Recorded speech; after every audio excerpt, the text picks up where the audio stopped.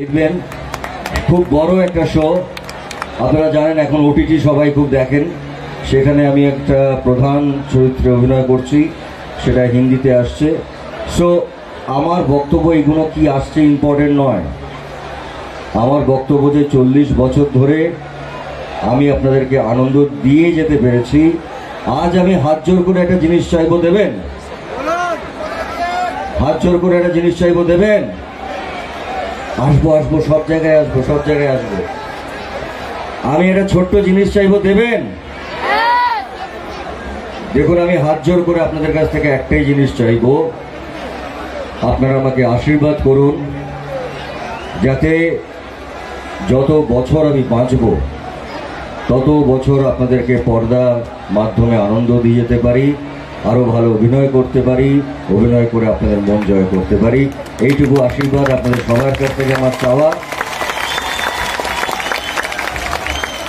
আপনারা জানেন যে আমার বাবা শ্রী বিশ্বজিৎ চট্টোপাধ্যায়, তিনি একসময় বাংলা বম্বে প্রচুর কাজ করেছেন।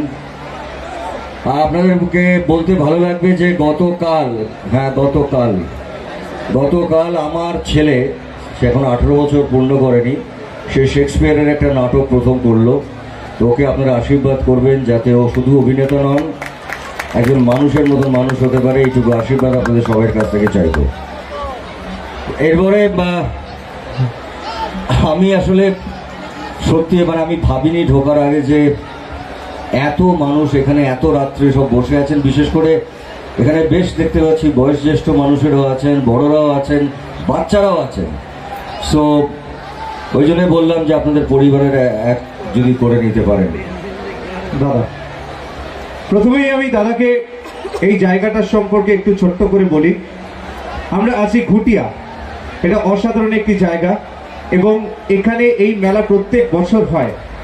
ঘুটিয়া মেলার কথা আমরা বহু বছর ধরে শুনেছি, এর আগেও আমাকে এখানে আনার অনেক রকম প্রচেষ্টা হয়েছে, আমি জানি চেষ্টা হয়েছে, হয়ে ওঠেনি। আপনাদের সত্যি কথা, দেখুন আমি না কোনো মিথ্যে কথা বলি না, কারণ আমি বিশ্বাস করি আমার ঈশ্বর, আমার মা, আর তারপরে আমার সব থেকে যারা আমাকে বাঁচিয়ে রেখেছেন তারা হচ্ছেন আপনারা।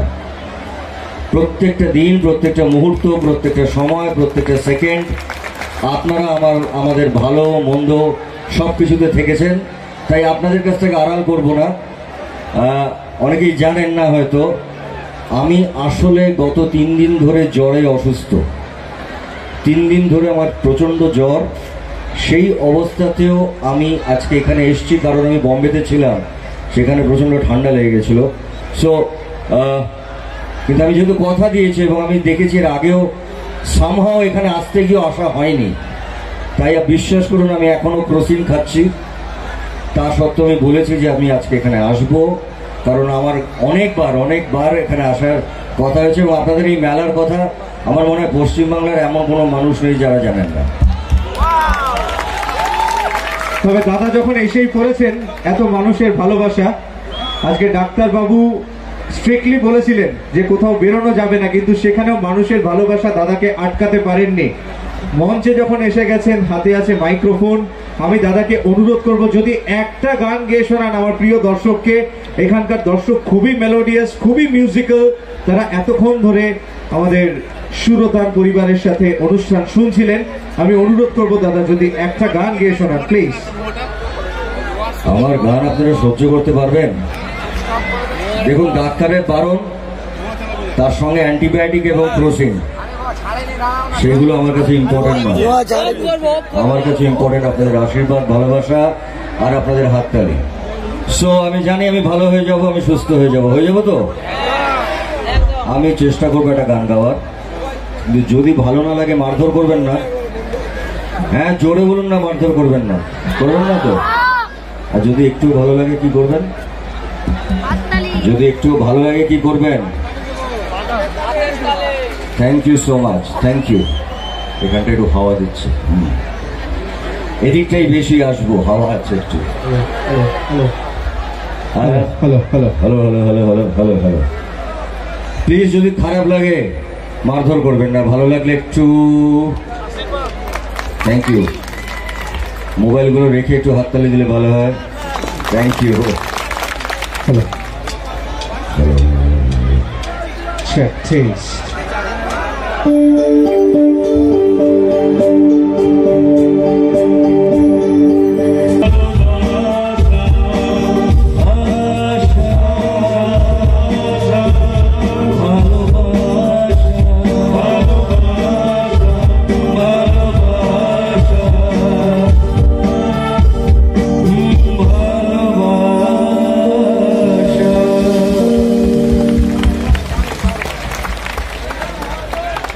wonderful অসাধারণ